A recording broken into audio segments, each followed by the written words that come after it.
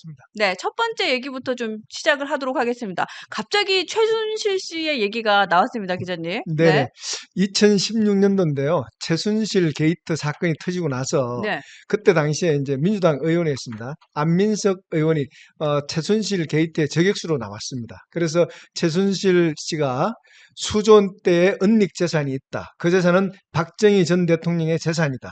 그리고 스위스 계좌에 기업인들에게서 받은 돈으로 계좌가 갖고 있다. 그리고 미국 방산 회장에게서 돈을 받았다. 이런 의혹들을 제기하면서 상당히 이제 그 최순실 박근혜 게이트를 엄청나게 키웠습니다.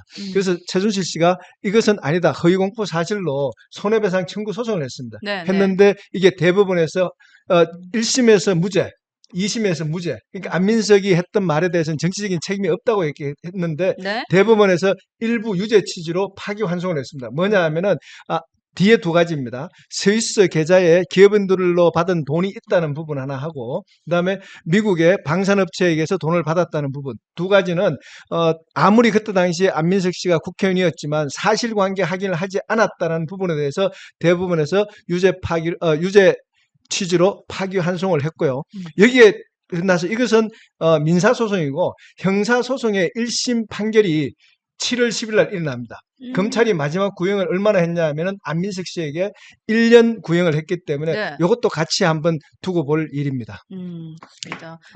지금 최순실 씨 상황을 보면은 이분이 2016년에 구속이 돼서 지금 8년째 복역 중이에요. 벌써 그렇게 됐네요. 예, 그래서 그때 당시에 박근혜 지금 탄핵되면서 그 당시 특검에서 윤석열 검사도 활약을 했던 그 특검에서 수사를 받아서 감옥에 유죄 판결을 받은 사람들 중에서 지금 유일하게 최순실 씨만 지금 감옥에 있는 겁니다. 다른 분들은 다 그렇게 그 형을 많이 받지 않았기 때문에 저기 형기가 만료돼서 나오거나 아니면은 그 최순실 씨와 사실 그 공동 정범이 저기 박근혜 전 대통령인데 박근혜 네. 전 대통령은 사면이 됐어요. 그랬죠.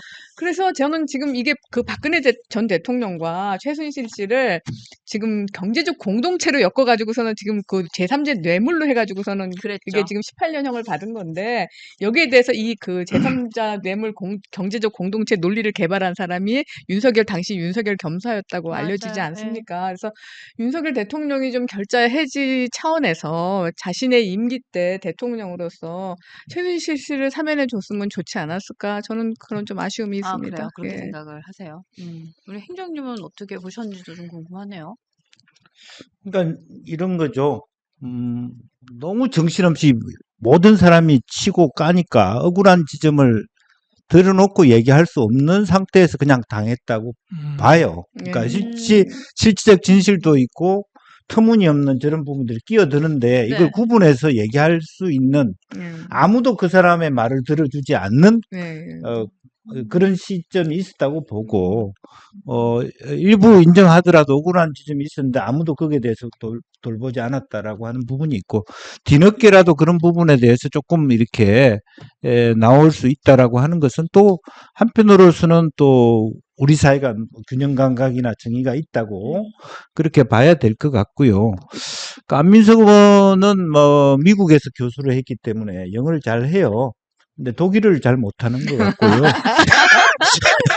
저기가 스위스 독일 쪽에서 갔기 때문에 해석이 잘 안 됐기 때문에 해석이 잘 안 됐다. 가짜 뉴스가 그 안에 들어갔지 않았겠나. 아니 근데 윤석열 전 대통령이 그때 이제 그 윤어게인 외치고 막 지지자들 할 때 그때 그 딸이죠. 정유라 씨가 거기 연단에 서서 그 마이크를 들고 했던 게 저는 기억이 나요. 그때 보신 분들도 계시겠지만 우리 윤석열 전 대통령은 우리 어머니를 이렇게 잡아 넣었다. 그래도 나는 윤석열 대통령이 돌아와야 되는 생각 이런 얘기도 했었거든요. 근데 전 그걸 보면서도 어쩌면 윤석열 전 대통령이 아까 말씀하신 결자 해지를 못한 거는 저 어린 딸보다도 생각이 깊지 않구나 생각도 했어요. 근데 이제 이게 굉장히 좀 복잡한 일인데요. 이걸 보면은 박정희 전 대통령, 박근혜, 그다음에 최순실 부친이죠. 네. 최태민 씨, 최태민 씨하고 관련돼 있는 어떤 부분인데 이게 이제 많이 이제 김종필 씨도 이게 관련돼 돼 있고 모든 분들의 증언을 이렇게 들어보면요, 이게 이제 그 최순실 씨의 부친인 최태민 씨로부터 모든 일들이 시작돼서 그 일들을 최순실 씨가 그대로 이어받아서 이런 일까지 벌어졌다 이렇게 보고 있거든요. 근데 이 아픈 참 우리 근대사인데 그 박정희 대통령과 최순실 씨의 아버지 최태민 씨가 혁명 동지라는 얘기가 있습니다. 그랬는데 이분이 최태민 씨가 뭔가를 잘못해서 거리를 두고 김종필 당시 혁명 동지가 최태민 씨를 군부 실력자에서 멀리 가까이 하지 말라고 멀리 쫓아버렸답니다. 그랬는데 유경수 여사가 돌아가시면서 최태민 씨가 박근혜 그때 영예죠. 편지를 썼답니다. 꿈에 엄마가 나온다. 유경수 여사가 돌아가신 거는 박근혜를 위해서 앞길을 터주기 위해서 돌아가신 것이다.